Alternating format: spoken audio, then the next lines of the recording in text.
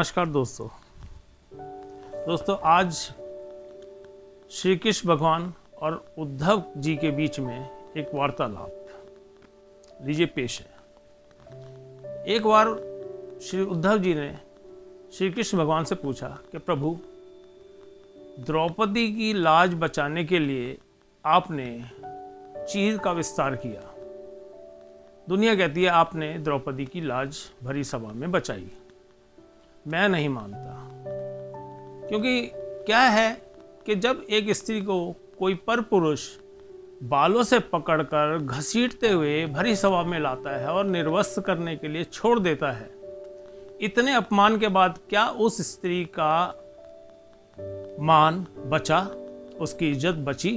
शील बचा? नहीं बचा। बेइज्जती तो पूरी हो गई है। इसके आगे था भी क्या?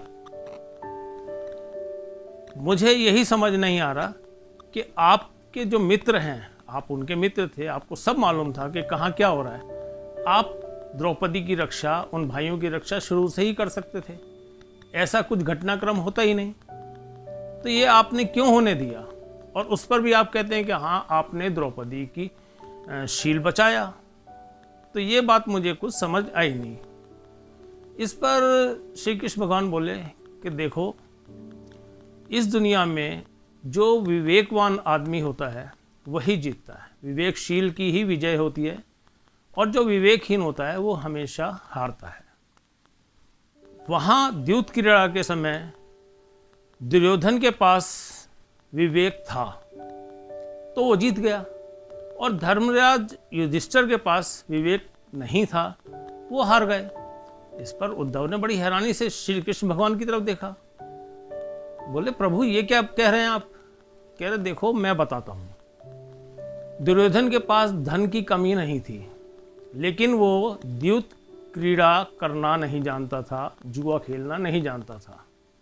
इसलिए उसने अपने मामा शकुनी को इस बात की इजाज़त दी कि आप मेरी जगह पर आप खेलें। लेकिन युधिष्ठिर ने ऐसा नहीं किया। युधिष्ठिर चाहते तो अपनी जगह वो अपने भाई यानी मुझे भी तो कह सकते थे कि भाई आ जाओ, आप मेरी जगह खेलो। अब आप सोचो कि सामने शकुनी और दूसरी तरफ मैं पासे फेंक रहे हैं, तो विजयी कौन होता? तो क्या ये सब होता? नहीं होता। और अब देखो, केवल विवेकहीनता यहाँ तक ही सीमित नहीं थी युधिष्ठिर की। उसने यहाँ आने से पहले मुझे प्रार्थना की थी कि हे प्रभु, जब तक मैं आपको ना बुलाऊं या कोई अन्य आपको नहीं बुलाए, आप सभा में नहीं आएंगे। युधिष्ठिर की प्रार्थना से मैं बंध गया। मैं गया नहीं, बाहर ही इंतजार करता रहा कि कब मेरा बुलावा आया और कब मैं सभा में जाऊं। लेकिन ना मेरा बुलावा आया ना मैं सभा में गया। वहां क्या होता है कि जब हार पर हार होती रहती है, तो भी युधिष्ठिर क्या करते हैं कि मामा शकुनी को कोसते हैं, अपनी किस्मत को कोसते हैं, लेकिन तब भी मुझे नहीं बुलाते। ऐसे ही उनके भाई अर्जुन, भीम, नकुल, सहदेव, ये भी किस्मत को कोसते हैं, शकुनी को गालियां देते हैं, दुर्योधन को गालियां देते हैं, लेकिन इनमें से भी किसी ने मुझे नहीं बुलाया कि मैं जाकर उनकी रक्षा कर सकूं या उन्हें बचा सकूं। और अब सुनो द्रौपदी की। जब द्रौपदी को अपने भाई के कहने पर दुशासन उसके बालों से पकड़ के खींच कर ला रहा था, तो द्रौपदी ने भरसक प्रयत्न किए अपने को बचाने के। लड़ती रही, जूझती रही, यहाँ तक कि जब वो सभा में पहुंच गई, वहां जाकर भी उसने पुकारा। किसे पुकारा? धृतराष्ट्र को, द्रोणाचार्य को, भीष्म पितामह को। उनको ताने उल्हाने सब दिए कि कोई उनकी रक्षा करे। क्यों नहीं बोलता कोई? लेकिन सारे मौन थे, कोई नहीं बोला। और जब वो बिल्कुल ही हार गई हर तरीके से, जब उसे लगा कि अब मेरी रक्षा नहीं हो सकती, मैं किसी काबिल नहीं हूं, तब उसे मेरी याद आई। तब उसने मुझसे रक्षा के लिए विनती की और मैंने तुरंत उसका चीर बढ़ाकर उसकी लाज बचाई। अब बताओ उद्धव, इसमें मेरा क्या? जैसे उन्होंने पुकारा मैं गया और मैंने रक्षा की तो रक्षा की। इस पर उद्धव जी बोले ठीक है प्रभु, ये बात तो सही है, लेकिन आपका एक और फर्ज बनता है। जब आपके प्रियजन, आपके भक्त किसी मुसीबत में हैं, तो क्या आपका फर्ज नहीं बनता कि उनकी रक्षा की जाए? अब जब आपके भक्त आपको बुलाएंगे, क्या आप तभी उनकी रक्षा करेंगे? बिना बुलाए रक्षा नहीं करेंगे? ये बात तो सही नहीं है। इस पर प्रभु बोले कि देखो, ये प्रकृति का नियम है, जो जैसे कर्म करता है उसको वैसे ही फल मिलते हैं। अच्छा करेगा अच्छा, बुरा करेगा बुरा फल मिलेगा। मैं सिर्फ देखता हूं कि कौन क्या कर रहा है, ना तो मैं उन कर्मों का संचालन करता हूं, ना इनके बीच में कोई व्यवधान पैदा करता हूं, ना ही मेरा कोई इसमें रोल है। जो जैसे कर्म करेगा वो वैसे फल उठाएगा।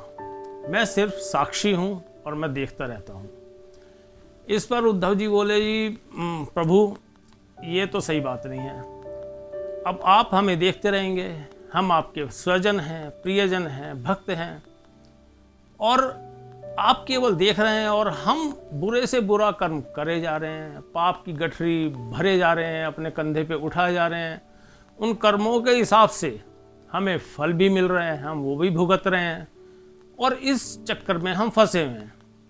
तो आपका क्या फर्ज बनता है? आप केवल देखते रहते हैं कि हाँ भाई ये हो रहा है और ये सब चलता रहेगा। तो श्री कृष्ण भगवान बोले कि देखो, ये समझने की बात है। मैं आपके बीच में कोई हस्तक्षेप नहीं करता, आपके कर्मों के बीच में वो हस्तक्षेप नहीं करता, मैं सिर्फ साक्षी भाव से देखता हूँ। अब आपको ये ध्यान रखना है कि मैं अगर आपके पास खड़ा हूँ और आपको देख रहा हूँ, तो उद्धव, क्या आप कोई गलत कार्य करेंगे? नहीं करेंगे। आप गलत कार्य कब करेंगे? जब आप ये चालाकी करेंगे कि आपको ऐसा लगेगा कि यहाँ भगवान मुझे नहीं देख रहा, तो आप गलत कार्य करेंगे और उसका फल भी आपको मिलेगा ही मिलेगा। ये प्रकृति का नियम है। समझने वाली बात सिर्फ इतनी सी है कि अगर आपको ये मालूम है कि मैं आपके पास हूँ, आपको देख रहा हूँ, साक्षी हूँ आपका, तो आप कोई गलत कार्य कर ही कैसे सकते हैं? नहीं कर सकते ना। तो बस यही कहना है कि ध्यान रखना हमेशा, ईश्वर पास में ही है, समीप है, साक्षी है, वो देख रहा है, आपको देख रहा है ना। बस यही ध्यान रखना है। तो आप कभी कुछ नमस्कार।